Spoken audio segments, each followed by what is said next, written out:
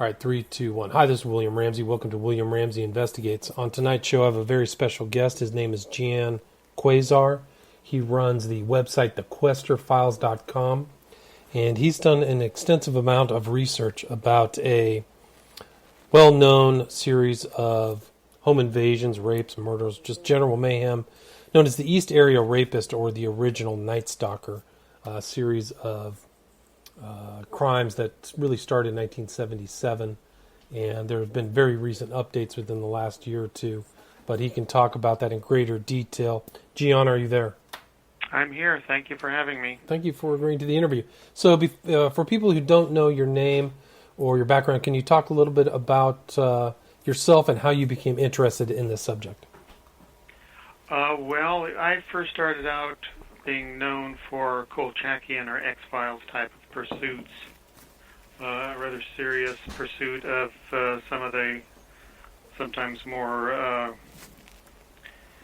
bizarre mysteries, including disappearances, Bermuda Triangle, all that type of stuff. But I pursued it seriously enough that I got published by the major publishers, and a lot of documentaries were based on my work. And I was given a very nice write-ups by New York Times writers for how I approached these subjects. The Flight 19 book, which was 5 Avengers That Vanished, and others. So I kind of,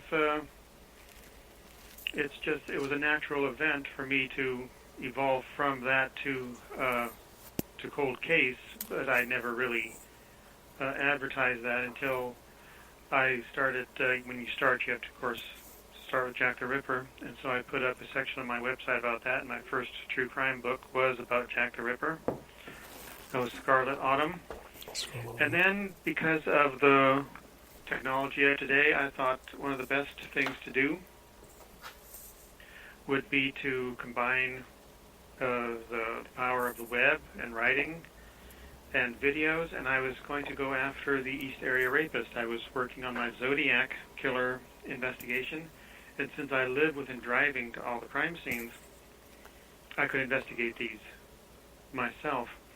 And at the time, there was only one book on the East Area Rapist, and it was amazing that with all he did, he was not famous at all. And this book was by Lieutenant Larry Crompton. He self-published it. He was one of the original investigators in Contra Costa County. Mm-hmm. And he's more or less the Dr. Loomis of this whole case. If you're familiar with the Halloween franchise, you'll know who Dr. Loomis is. Right. Uh-huh. Donald Pleasance played him, and in real life, that was this rather nice Canadian-born investigator who became a cop, and that's Larry Crompton. And so he wrote Sudden Terror and self-published it. And as such, it didn't get as wide a circulation as it should, but it was a bit dramatized. But he kept all the old reports as they were being thrown out, since at this time, the East Area Rapist was only known for being a rapist, and there was a statute of limitations. So once that expired, the reports were being destroyed. I see. And he saved everything. And so he used all the correct dialogue and everything in Sudden Terror, but dramatized it a bit, from the investigator's point of view. And it really hit home with a lot of people, those within true crime.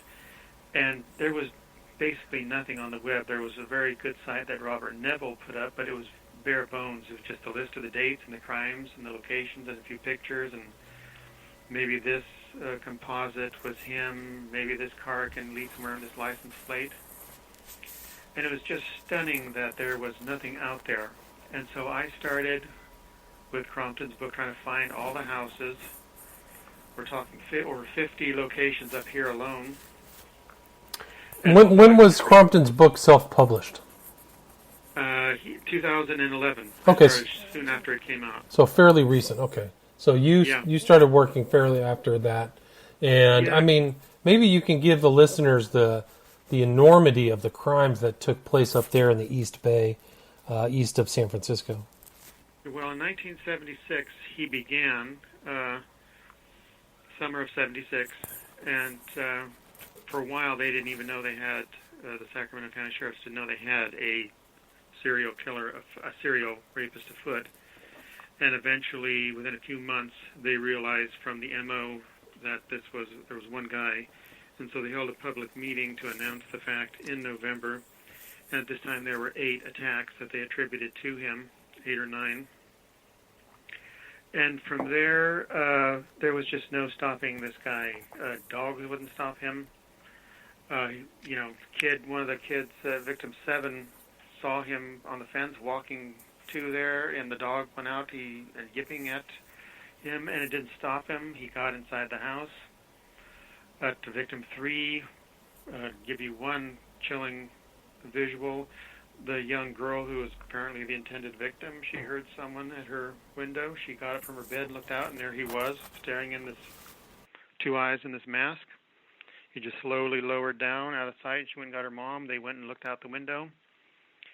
And he goes running to the back fence then. She gets on the phone to call the police.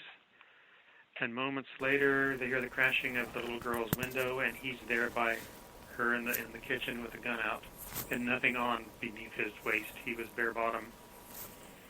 And so nothing stopped this guy, and in 1977, it just increased until he hit 5 in 1 month. And he stalked, one good thing about my approach showing how he stalked with all the pictures in the film on the Quester Files is it really hits people. This guy carefully selected his victims, and he, got in the house sometimes days before in neighbors' homes. He checked their schedules, everything. This is, the supreme stalker. And so that's why I likened him to the real-life Michael Myers. This guy didn't stop. You could throw him off a balcony, he'd just get up, shoot him, nothing stopped. And by the time he was done in Northern California, he had hit over Sacramento, college town of Davis, Modesto, Stockton, back and forth. Then he went to Contra Costa County, or San Jose, down there, and back and forth. And then after 50 victims and attempted victims, he pops up in Goleta by Santa Barbara. And then there was some debate back then. That was in 1979, and whether he was the guy that turned killer, because he was rather imitating the bedroom basher by beating his victims to death. But DNA finally confirmed it some 20 years ago that he was the original Night Stalker down there. So we're talking 10 pairs of murders down there. 10 pairs of murders where? Down in near Santa Barbara? Los Angeles. Los Angeles in general. Okay, gotcha. And so from Dana Point up to Santa Barbara to Goleta. Gotcha. And now they've tagged him with the Professor Snelling murder of 1975 in Visalia. They've tagged him with Majora double murder, which occurred in a very different MO in Rancho Cordova in 1978. So we're talking 13 murders, 50 rapes or more, and this over largely a period of 10 years. The most robust period was 76 through 81, and then he tacked off, and he came back 5 years later and struck his last victim in Orange County. I see. So that was the in Irvine, right? Yes. And you, on your website, you've done so much hands-on, first-person research. You have all these pictures of the houses, of the crime scenes, of the mapping. So kudos to you for that detailed investigation on each one of these cases. So you've got, 50 web pages of information on his crimes. On just the crimes, yes, then into the analysis section, and then my own personal pursuit. So I think there's about 80 pages on there, I'm not sure. And by that time, since I pioneered the auto-wrecking angle and all that, I was persona grata with more than one investigative jurisdiction, and I could submit all my persons of interest directly. What's the auto-wrecking angle? Can you explain that? Well, all the evidence that Sacramento sheriffs had collected, the canvassing of the neighborhood, indicated that the East Area rapist used too many different old jalopies. Too many different old cars were being reported. So I figured the best way to pursue this might be that he was within the auto dealership business or auto wrecking, and that way he would have a position of trust, and he could take out different clunkers that he wanted to and switch out license plates. Because on a couple of these, license plates were taken down, and they were traced to wrecked cars, but they were on the wrong car. Then the others just didn't pan out; they were expired. So all this sounded like someone who had access to too many wrecked cars, and he could switch plates as he wanted to. So it was auto wrecking and a car dealership were my prime persons of interest.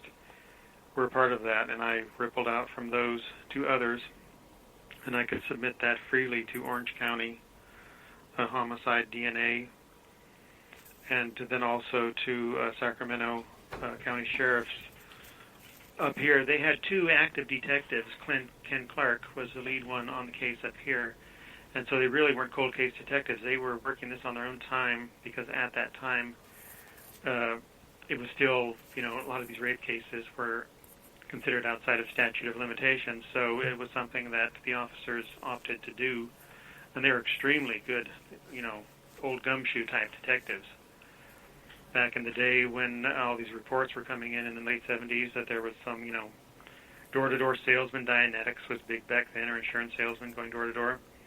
Some 30, 40 years after the fact, these detectives were able to go back and find out who these guys were by name, trying to rule them out to see if that was the East Area Rapist, using that as a cover in order to stalk the neighborhood. Interesting. So they were extremely good detectives, and Ken would triage a few of my persons of interest. And it's really, I wrote down a lot of stuff, information. He gave interviews to me, and he also did some podcasts. And very, very intelligent detective. So there was always an interest for all that time from 1976 to find this perpetrator, correct?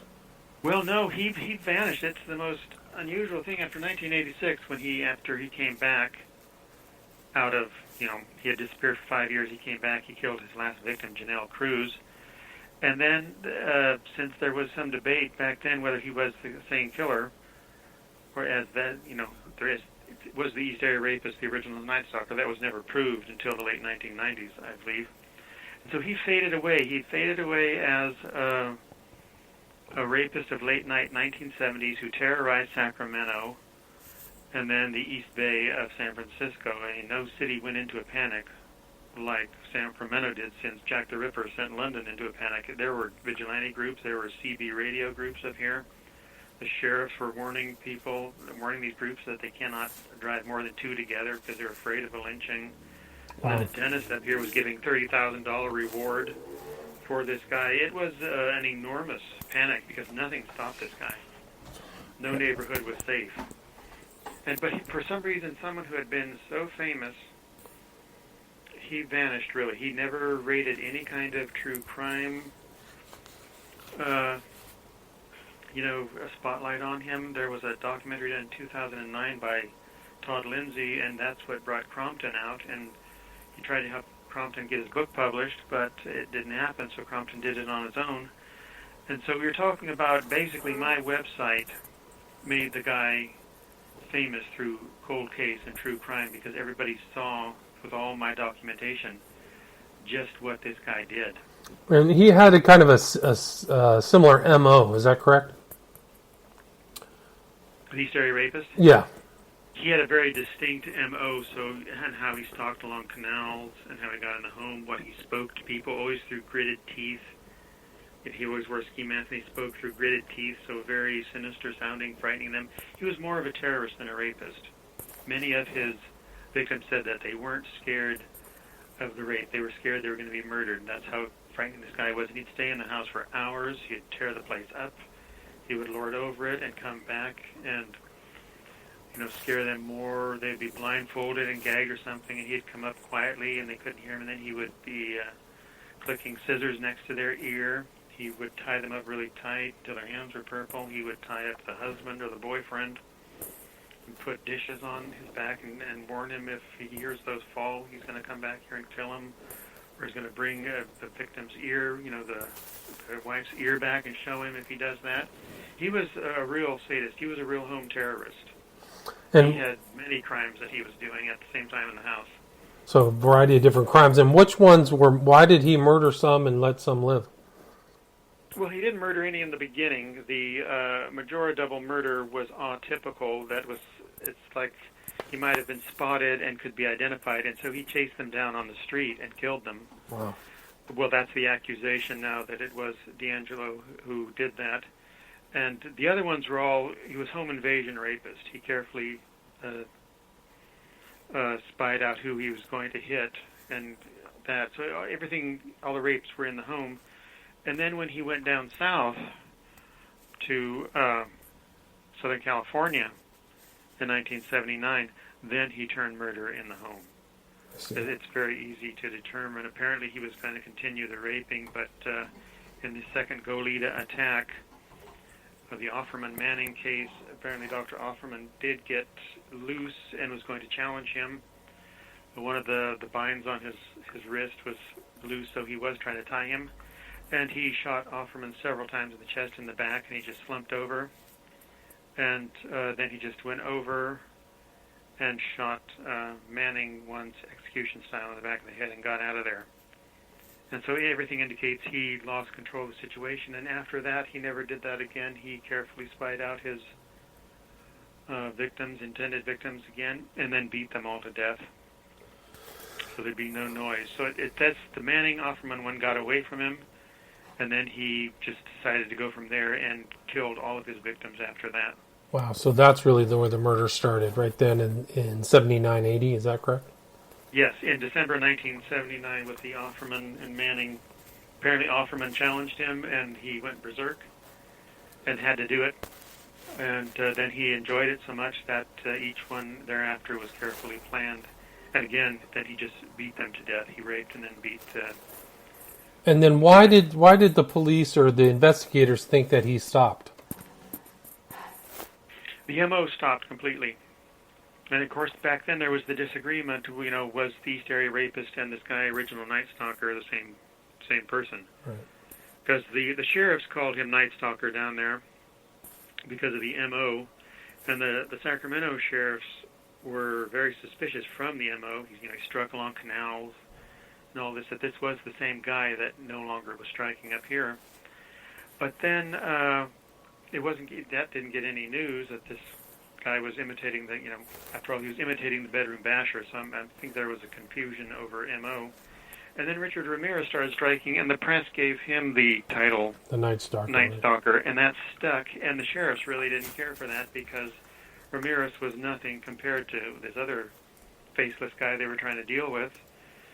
But they caught on that he was a Night Stalker, and in reality it was the East Area Rapist who was the supreme night prowler. And so the sheriffs just had to call him original Night Stalker. Now, he was the first one, but he didn't get the news press because he was that careful. I don't think there's any composite of him, of any person of interest in Southern California. That's how careful he was. But there was a composite of him for Northern California, is that correct? Well, there's over 30 of them up here, and that led many of us on a merry chase because most of them were young guys with hair down to their shoulders, and he was suspected to have been 25 to 35 with shoulder-length hair, and then even much younger later, and even blondish hair and blue eyes. And when you look at all of these, I've seen a lot of them, some that aren't even have been published, and there's no way you would ever have picked out DeAngelo from all of these. There's one from the Majora double murder that they showed, that showed a guy with a police haircut that parted on the other side. And it's a big stretch to say that's DeAngelo as well. He was simply that careful, and other guys in the neighborhood, I guess, before the fact were, when the sheriffs or the police go and do their canvass and they talk to the neighborhoods and ask, neighbors and ask, have you seen anybody suspicious in the neighborhood? Which is the worst question to ask, I'm told, by the lead detective, because everybody's going to say yes. So they gave the police all these descriptions, and there was invariably some young guy with long hair, right? 70s. And that's all they ever had. Is there never was a composite in perpetration except once, and that was with victim 15. And they had to get that from her through hypnosis, help with hypnosis, and the result is a cartoon image that could not help anybody And the closest you can say it comes to DeAngelo is that it has narrow eyebrows. That's it. And so the police had nothing. They had in Sacramento alone. They had 30 plus composites, and these all tended to be young guys with shoulder-length hair. Gotcha. And so then this whole series of events, other than you and Crompton researching in 2011, it all kind of just went away for 30 years, and then what happened? Well, Crompton brought it back after it went away since the 1980s. Crompton started bringing it back, and then because he had dramatized it in his book, Richard Shelby, one of the lead detectives in Sacramento, decided to write his book, and that came out, I think, 2015, and that's called Hunting a Psychopath. And there was an LA and Alta Loma-based private detective, Jack Gray, who wrote Hot Prowl, which is based on the murders down there, and that was basically it at 2015, except for my website, which finally went up complete in 2015, and then I was inundated by people who've been part of the investigation. I was inundated by people turning in other persons of interest. I was frankly being harassed and insulted by people who were on this message board and rather figured it was their case. And then I got all these emails from people who had been on the message board, and they said, don't listen to those people. Gotcha. And there were a lot of good people who were involved investigating behind the scenes, but they lurked on those boards, but they started also, sending me some information. And there were some very impressive people who were very interested in it, but there was no outlet for them except message boards where too many people hid behind alias names and obsolete clip art icon profile photos, and no one really trusted the other ones. Right. And so my website became a center of the continuing investigation, and I would put up updates. Frankly, I was too public about some things. And then in 2016, June 2016, Sacramento Sheriff's District Attorney's Office, they posted a big update where they now posted a reward for $50,000, and the 3 composites they thought were the best. One of them was that short hair composite from the Majora double murders, and the other 2 were of the young guy with long hair. And it continued to grow from there, and I got to know Michelle Cruz, who is the sister of the final victim, and she was quite good investigating behind the scenes, trying to solve her sister's murder. And it turned out by coincidence she's a distant cousin to some of my favorite cousins. And so then the media began. 48 Hours was going to do a special, and that was the first big thing. CBS had planned to do that, and so Michelle told them use my website for the source. I wondered why so many hits were coming into my analytics from CBS, and she told me. And then more and more and more shows were being done, and special documentaries. And basically my website, because of all the research material, helped illustrate for everybody what this was about, and that was my intent. I said my intent is to solve this or to contribute significantly thereto. And I said it can't be done in a book that's already been written. My approach is showing how he stalked a neighborhood, what his whole MO was about, because I'm not going to show an individual's house. A few get in the photographs, but I'm on the street, I'm at the corner, I'm showing people the overheads.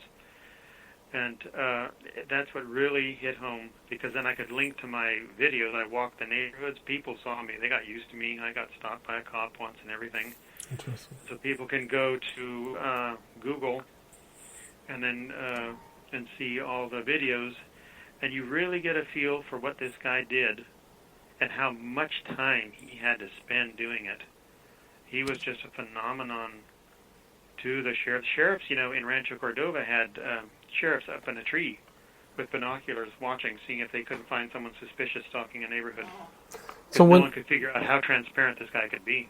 When he was stalking, how much time do you think he would put into his whole hunting? I can't imagine when it was finally revealed, when DeAngelo, a full-time cop in Auburn, of all places, was tagged with all this in April 2018. One of the retired lead detectives in Orange County, Larry Poole, said it best. He said, I can't imagine when this guy slept. Wow.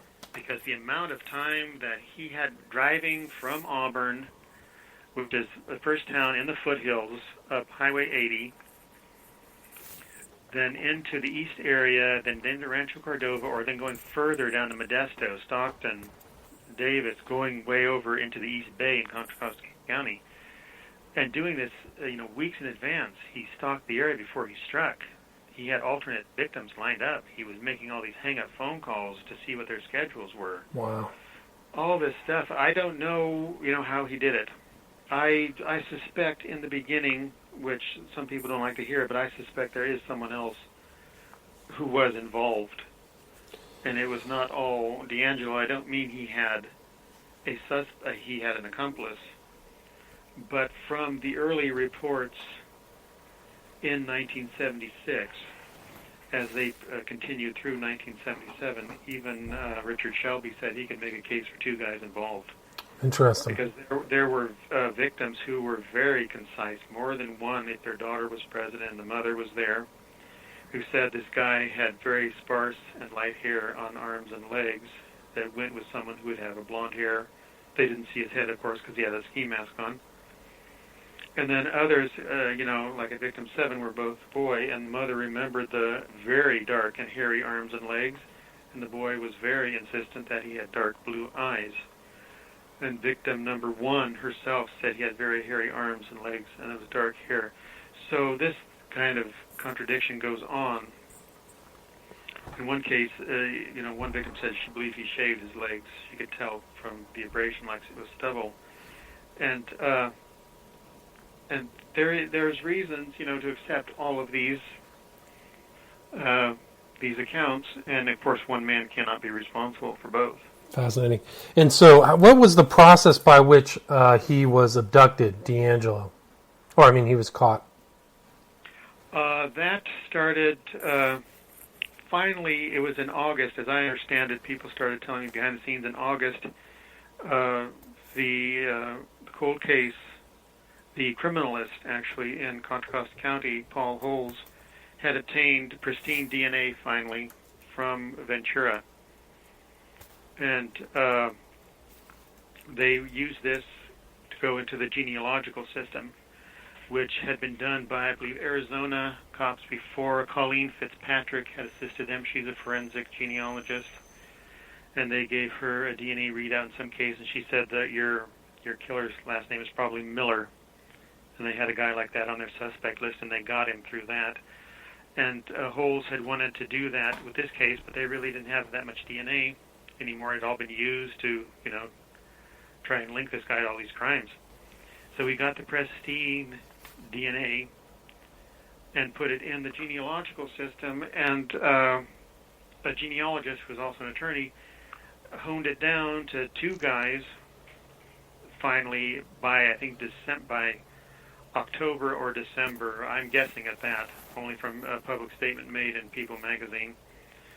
And I was able to discover that, amazingly, of the two guys, one, of course, was DeAngelo, and the other was one of my guys. Interesting. So you had tagged somebody as well. Wow, fascinating. So that I had come to without DNA. So I was rather proud of that, because I like the old gumshoe approach. And so the one that I had tagged through other methods was the one they pursued first. Now, I deduced that because they had made auto wrecking and all that very popular, and car dealership, and this other guy had these contacts and real estate contacts. And so, you're looking at these detectives seeing two guys on a list, and one who's a full-time cop up in the foothills of California, and the other one who has all these auto and real estate connections. What are you going to deduce? You're going to go after the guy with the auto and real estate connections, because that makes the most sense. And I guess they were pretty much gobsmacked when he was cleared by DNA, and they realized at that point, probably in January, that it was this full-time cop up in Auburn. And of course, that was all, that was information withheld within a very narrow group, because I was speaking with the Sacramento guys quite in detail in March, doing these articles on the Cordova Cat, which they had found this whole crime spree 1972, 1973 in Rancho Cordova, where the East Area Rapist would later begin in 1976. And this cat burglar followed the exact same MO. But he wasn't raping anybody, he would just rob them. And so then we were all shocked in April when, when DeAngelo was arrested. I was told that it's on the Ventura website. They just filed a warrant against this guy for the murders of the Smiths there. And sure enough, I went and looked, and they had caught the guy. I told everybody not to get too excited about this at first because it was just amazing that they had a full-time cop in Auburn. But they were able to pin him through a lot of connections to DNA. I think a lot of the jurisdictions were pretty surprised by this because it took a while for Santa Barbara and Orange County to file their charges against him. The Los Angeles Times swore they were going to sue right away to find out how this was done because it all just seemed so impossible. And I think they were talking to these other jurisdictions who knew nothing about this. So I don't know about that part. I don't know about what the rivalry was between the guys with the badges, but I think something really happened that took some by surprise. There became some kind of competition to get him. And that fortunately did not involve me. And when he was arrested, has he admitted to anything at all, or has he just kept his mouth? No, he's not going to talk at all. I think he's going to go out in full blaze of evil glory and not divulge, because my website did accentuate just how supernatural it almost seemed. By calling him the real life Michael Myers, it really stuck with people that this is how this guy operated. And I was told by neighbors where he lived afterward that he went into a life of seclusion around the time my website went up. Fascinating. So I think he realized with all that kind of, I had 1.5 million readers looking at this. Wow, that's a lot. That's how this became so popular, and I had all the details on it, and so that's when everything started rolling, and I didn't get him, but at least I scared the guy into living a very reclusive lifestyle. And he's the number one serial predator in history. I don't think anybody can deny that there's something unusual here. And I don't think he's ever going to admit to anything. He's going to just let them deduce what they will. He's not going to explain how he did his stalking, how he could do his hang-up phone calls, how he got all these cars, how he could be in all these locations back and forth with his full-time job. I think he's just going to let them hang it on him, and he's withering away, but I don't think he's ever going to talk or help because he knows there's, he's, 73-year-old man? He knows he's not going to get any kind of leniency. He's going to die in prison. He knows that. Have they tried him yet? I mean, they haven't brought him to trial yet. No. They have They have a whole retinue of special district attorneys, investigators, and everything. This will be years before he comes to trial. They have so much to go over to try and explain how he was at all these locations, how he did all this. Right. And of course, there's a complete lid on this now. You cannot find out how he was getting all these cars. Wow. How he was doing all that, because it's all in the hands of special district attorneys, investigators, preparing it for, 13 murder trials. It's going to be held in Sacramento, so it's going to be the district attorney up here, Anne Marie Schubert. It's going to be the district attorney from Tulare County, from Visalia area. It's going to be 3 district attorneys or 4 district attorneys from the south, then a district attorney or more from Contra Costa County area. So it's going to be an enormous. This will be the trial of the century if he survives it. If he gets there to that point. So they're walking everything back, trying to figure out. So when he was committing these crimes, he was in his late 20s, early 30s, correct? Born 1945, I believe. 45, 46. So early 30s. 30, 31, he began, and a real photographic chameleon. I've seen more than one picture of him where he doesn't even look like the same guy. And he is the same one in the very beginning. See, I don't know, is he the Visalia ransacker? I investigated that a lot. Or was he doing his own type of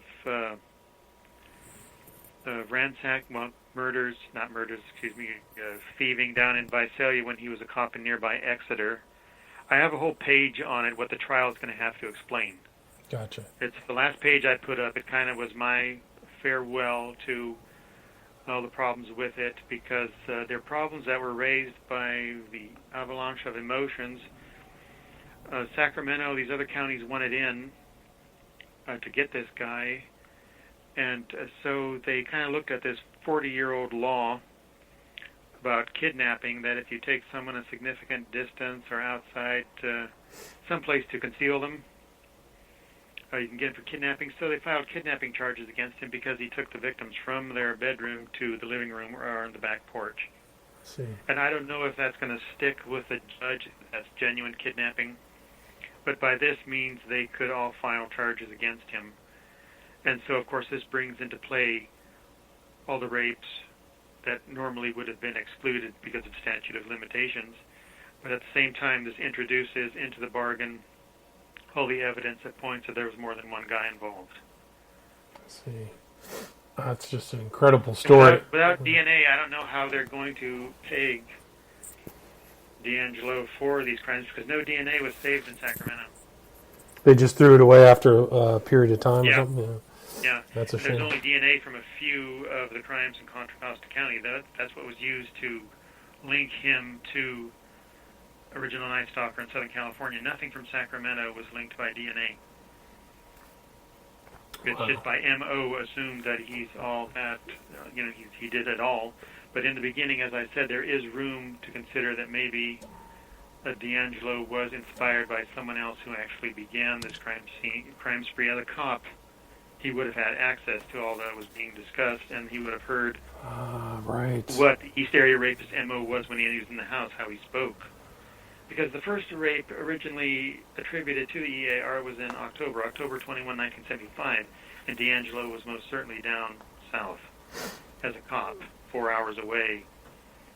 And then the first attack again is the official one is on Paseo Drive, in which Phyllis was hit, and she said he was, had very dark hair on arms and legs.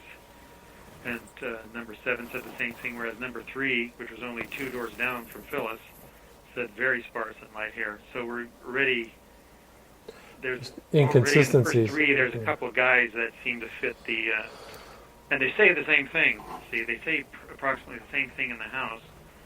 So who could learn someone else's MO except a cop? Right. And so there's a potential during his stays as the cop, he's getting all the information about all the research. He could have even been on these stakeouts looking for himself, correct? Oh, and Visalia, that is considered, yes, that he was possibly looking for the Visalia ransacker when he may have been one of them. Right. Incredible. So but up here, he grew up in Rancho Cordova. He later lived in Citrus Heights, and then, of course, his family, his in-laws were still living there as he lived with his wife up in Auburn. So he had plenty of contacts still. And he would have been perfectly normal in him riding around with his off-duty weapon. Right. Who would suspect him? He's visiting family. He's, the cops know him from Roseville and everything. And so he stayed up in that Sacramento area, and did he have a wife and a long-term wife and children? Oh, yes, he has 3 daughters and a wife. Wow, so nothing ever came from them, or probably will never come from them. No, I don't think she's going to talk, but that's... But, the neighborhood was shocked, as always, when the police raided it and took him away, and that this is the most notorious serial villain in history. Yeah, it's an incredible case. But I think they'll come out at the trial how he followed the case. From the inside. And you said there's no trial date as of yet. Even when it was all regenerated again, when I started doing all of this, I kept a very close watch on my analytics. And I always noted Citrus Heights ISP coming in where he lived. Wow. So he could potentially have been on your website trying to figure out how close people were getting to... Yeah, well, I made a stink once intentionally in letting one of the message board moderators know beforehand, one of them I got along with, and I'm going to create this enormous stink on my updates page about how it's coming close and all that, and please don't, let anybody cut and paste this and put it on the message board. Just direct everybody to my page. And so we talked to the other moderators, and they said okay, and so I put it up, and everybody was directed to my updates page, and I was just screen capping hundreds of ISPs coming through. Fascinating. And sure enough, that Citrus Heights ISP kept coming through again. Amazing. That's amazing. I think he was very much aware that it was there was too many people now interested in the East Area Rapist. Wow. I guess we'll never find out why he quit. Maybe just, yeah. It's remarkable. Well, the shrinks say he outgrew it. Okay. He got too old for all the gymnastics that were required, because apparently he was very unusually, East Area Rapist was anyway known to be unusually gymnastic. He could pole vault over a fence with one arm, one hand. Super athletic. Gian, we have reached the 40-minute mark. Is there anything that you would like to add? Anything I missed?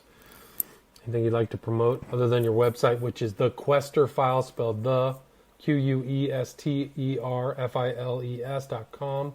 Tons of information on the East Area Rapist original Night Stalker, so you can go look at the case by case. It's pretty chilling to read all those cases that he was involved in.